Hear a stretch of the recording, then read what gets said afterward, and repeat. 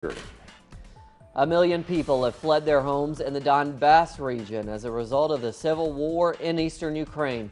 Communities near the front line are all but abandoned, ghost towns where only a few elderly people still live. Now, the government in Kiev has stopped paying their pensions, and help from the new authorities is intermittent. We go now to one of the latest edition of our special reports. Houses reduced to rubble, streets where no one walks, blocks of flats full of bullet holes. Even the football pitches are targets in the city of Donetsk. This was the local bank. This place is full of rubble and broken glass. If we go over here, on the other side of the building, there was a pharmacy. Here it was, but it's been destroyed by the bombardments, as you can see. And the big problem is, there's no medicine for the doctors to give to those who are ill or injured.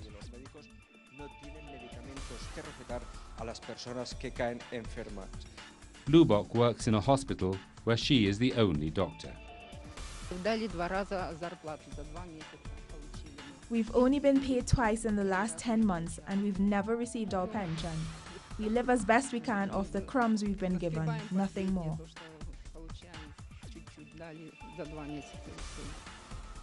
A million people have fled the Donbass region, most to Russia, but some to safer cities in this region, like this old man who's just come back to fetch his bicycle. I lived in this house when the fighting started and it was destroyed, so we had to leave. Now we live in Kiev. They say there's no point in coming back.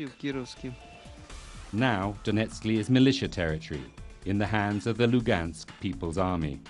But tomorrow it could be the enemy that's patrolling here. The front line shifts all the time.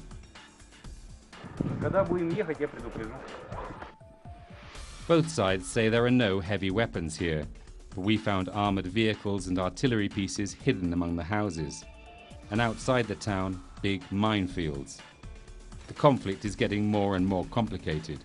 Foreign volunteers are arriving on both sides. It's crazy what's happening in this war. Pro-Nazis fights other pro-Nazis. Anti-fascists fight shoulder to shoulder with fascists. It's madhouse. The only thing that's certain is that it's civilians, as in all wars, who are paying the highest price. Like the family that lived in this house, destroyed by a shell. They were all killed as they slept.